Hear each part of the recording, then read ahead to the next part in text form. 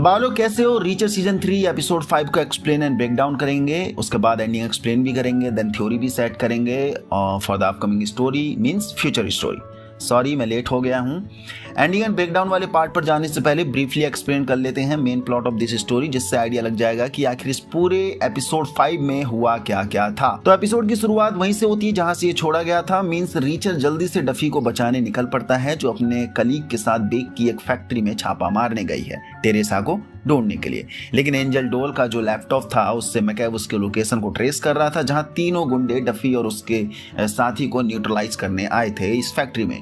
Richer पहुंचता है तभी गोलीबारी हो जाती है, जहां रीचर ने बाकी के 2 गुंडों को ठिकाने लगा दिया और डफी को भगाने में सफल रहा। तीसरे को छोड़ दिया ताकि बेक और मैकैब को शक ना हो पाए, क्योंकि रीचर अभी तक जहां भी गया है मैकैब के सारे ट्रेसेस को मिटाते हुए आया है। एंड बड़ी ही चालाकी से उसने जानबूझकर अपनी कार को कीचड़ में फंसा दिया, जिससे वो डफी को झूठ मूठ का चेज करने वाले थे ताकि वो डफी को चेज ना कर पाए एक्चुअली। एंड रीचर ने डफी को बताया कि एंजल का लैपटॉप फेंक देना, क्योंकि इसी लैपटॉप से मैकैब तुम्हारी लोकेशन को ट्रेस कर रहा है। दूसरी तरफ रीचर वापस बेक हाउस में आ जाता है और यहाँ इस नए बंदे के साथ इसका ताजा इंट्रो होता है और दोनों मिलकर फिर बाकी के 2 बंदों की लाश को ठिकाने लगाते हैं, जो बेक हाउस के पीछे सी रिवर है उसमें फेंक कर। लेकिन इन सारी जद्दोजहद में डफी का जो पुलिस बैच था वो फैक्ट्री में ही गिर गया था, जो कि रीचर ने अपने पास रख लिया और घर में लाकर उसे तकिए में छुपा दिया। लेकिन सैड पार्ट इज दैट कि अपना मासूम सा लड़का एजेंट स्टीवन एलियट को बॉडीगार्ड ने धोखे से मार दिया।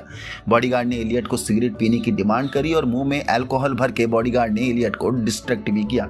देन लात मार कर इसे बुरी तरीके से कूट दिया एंड फोड़ भी दिया और बॉडीगार्ड वहां से भाग गया। डफी ने इसकी खबर रीचर को दी, जिसने तुरंत ही एक सॉलिड प्लान बनाया और पूरे शहर की बिजली को खराब कर दिया, जिससे कि बॉडीगार्ड बेक एंड मैकैब किसी को भी कांटेक्ट ना कर पाए इजीली। लेकिन यह बड़ा चूतियापा नहीं हो गया इस मॉडर्न जमाने में, जहां सभी के पास एक मोबाइल तो रहता ही है नॉर्मली, तो बॉडीगार्ड किसी के भी फोन से बेक या फिर मैकैब किसी को भी फोन करके ये बता सकता था या फिर बता देता कि किडनैपिंग जो हुई थी वो सब फेक किडनैपिंग थी और रीचर एक स्पाई है और वही एक्चुअल मास्टरमाइंड है जो घर में भी घुस चुका है। पर रीचर एक सॉलिड प्लान के साथ झूठा मूठा एक्सीडेंट दिखाकर बेक हाउस के घर जाने वाले रास्ते में गाड़ी पलटकर रोड को ब्लॉक कर देता है और बॉडीगार्ड आसानी से इस जाल में भी फंस जाता है और रीचर ने तुरंत ही इसे टपका दिया मौका देखकर। फिलहाल रीचर इस एपिसोड में बाल मरते बचा है 2 से 3 बार मोस्टली, क्योंकि उसके बाहर जाते ही मैकैब का ऑर्डर आया पूरे घर की छानबीन करने के लिए, जहां सरप्राइजिंग फैक्ट ये निकला कि जो मेड थी वो फेडरल एजेंट निकली।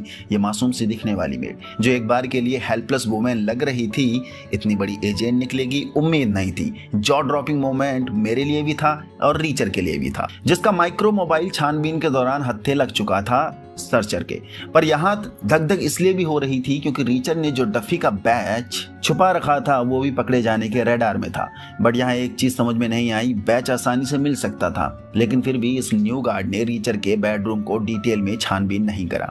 मे भी रीचर के साथ एक नई दोस्ती का एंगल सेट कर रहा होगा उसकी आइडेंटिटी को छुपा कर, क्योंकि ये बंदा भी पाउली से डरता है और नफरत भी करता है जस्ट लाइक रीचर। और इस नए बंदे को उम्मीद होगी कि रीचर इन फ्यूचर पाउली को मार देगा, न्यूट्रलाइज कर देगा और हम सबको भी राहत मिलेगी इस दानव से।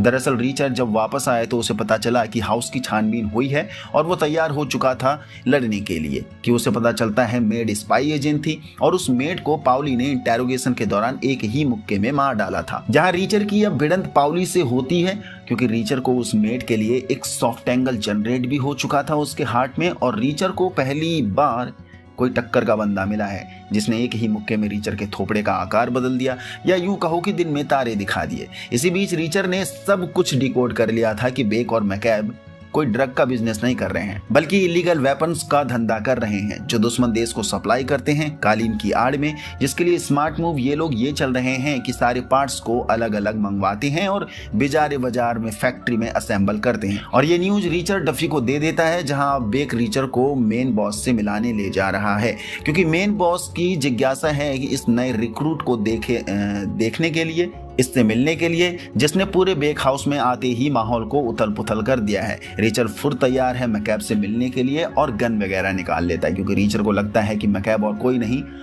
नहीं है। एंड यहाँ एपिसोड का दी एंड हो जाता है। देखो एंडिंग बड़ी सॉलिड हुई है, क्योंकि रीचर जिससे मिलने के लिए काफी एक्साइटेड था, तड़प रहा था, उस बंदे से अब मिलने जा रहा है। रीचर को लगता है क्वीन ही मैकैब है, बट ऐसा नहीं हुआ तब। मे बी क्वीन एक डीलर के रूप में भी अभी भी काम कर रहा होगा और एक्चुअल बॉस, जिसे देखने के लिए फर्स्ट एपिसोड से सभी एक्साइटेड हैं, खासकर मैं भी और रीचर भी, वो हमें 6th एपिसोड में मिलने वाला है या देखने को मिलने वाला है। देखो, अगर क्वीन ही मैकैब निकला तो यहाँ से कहानी पेचीदा होने वाली है, क्योंकि क्वीन तो रीचर को आसानी से जानता है और उसे आइडेंटिफाई भी कर लेगा। दूसरा, क्वीन काफी स्मार्ट एजेंट रह चुका है, बाकी वो बेक हाउस पर लगातार नजर बनाए रखा होगा।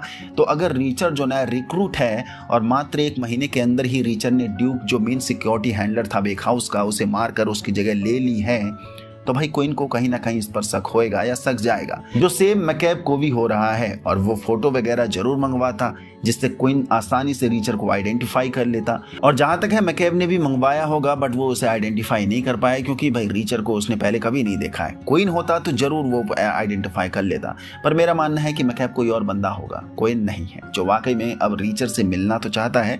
और क्वीन में भी अभी सिर्फ और सिर्फ डीलर का काम कर रहा होगा, जो मैकैब से माल उठाता होगा और थर्ड पार्टी को अपने कमीशन के साथ बेचता होगा। या फिर क्वीन भी मैकैब का खास आदमी होगा, जो सारे एक्सटर्नल डील्स यानी इंटरनेशनल अफेयर्स को कंट्रोल में रखता होगा। बाकी जब बॉडीगार्ड एलियट को मारकर भागा होगा या भागा था, तब मुझे लग रहा है उस बंदे ने बाहर निकलते ही मैकैब को फोन कर दिया होगा, और ये खबर शायद बेक को भी मैकैब ने बता दिया होगा या बता दिया है। इसलिए वो धोखे से रीचर को फैक्ट्री में ला रहे हैं ताकि उसे मार सके। और इतना तो है कि रीचर के बैकग्राउंड रिकॉर्ड को इन लोगों ने जब देखा होगा, आइडेंटिफाई किया होगा, छानबीन करी होगी, तो वाकई में पता चला होगा कि रीचर एक 1 मैन आर्मी है, जिसे आसानी से 3-4 भाड़े के टट्टू मिलकर कैद नहीं कर सकते या मार नहीं सकते। और अकेला पाउली भी रीचर को कुछ नहीं उखाड़ पाएगा। दैट्स वाई कि फैक्ट्री में घेर कर मारने का प्लान मैकैब बना रहा होगा रीचर को, मे बी, जहां वो मेड को मारने वाली बात शायद झूठ होगी, ताकि रीचर को बेक और इन लोगों पर शक ना हो पाए कि बेक एंड बाकी लोगों को पता चल चुका है कि रीचर आखिर है कौन। तो बहुत से सवाल या एंडिंग अपने साथ छोड़ जाती है। देखते हैं एपिसोड 6 में हमें क्या क्या मिलता है। क्या रीचर को मैकैब और बेक पकड़ने में सफल होंगे? क्या क्वीन ही मैकैब निकलेगा? क्या रीचर सबको चकमा देकर फैक्ट्री से भागने में सफल होगा, सफल निकलेगा? तो ये था explanation, breakdown and ending explain for the episode 5th of richer season 3। मिलते हैं अब नेक्स्ट वीडियो में। नेक्स्ट वीडियो होने वाली है house of the dragon season 3 की अपडेट के लिए, क्योंकि इसी महीने में एंड ऑफ दिस मंथ या फिर 20 तारीख के बाद शायद house of the dragon season 3 के लिए फिल्मिंग चालू होने वाली है। सारी कास्ट मिली है। FYC कोई अवार्ड शो था या कुछ था ऐसा ही, वहाँ पर बहुत सी इन्होंने डिटेल को लीक करा है। कुछ फायर एंड ब्लड बुक से रिलेटेड भी बताया है कि 4 इवेंट होने वाले हैं पूरे house of the dragon season 3 में। तो डिकोड करेंगे क्या क्या हो सकते हैं, क्या नहीं हो सकते। एक तो हमें मालूम है बैटल ऑफ गलट होनी ही होनी है, देन ट्यूबल्टन वॉर वो भी देखेंगे। तो मिलते हैं भाई नेक्स्ट वीडियो में, उस पर बहुत सी बातें करनी है। देन इसके बाद भाई 13 मार्च को 12 या 13 मार्च को व्हील ऑफ टाइम का सीजन 3 आ रहा है, जिसके लिए सीजन 1 का मैं रिकैप डालने वाला हूँ कल या परसों में। देन सीजन 2 का रिकैप डालने वाला हूँ और सीजन 2 की एंडिंग को भी एक्सप्लेन करने वाले हैं, ताकि 3rd सीजन को आसानी से हम समझ जाएं। तो बहुत कुछ है, बहुत सारे प्रोजेक्ट है भाई, बहुत। तो कीप इन टच, बहुत कुछ अभी आगे मिलने वाला है। यहाँ तक पहुँच गए तो इसका मतलब वीडियो पसंद आई तो लाइक कर दीजिए, नए हो तो चैनल को सब्सक्राइब कर दीजिए। जय हिंद।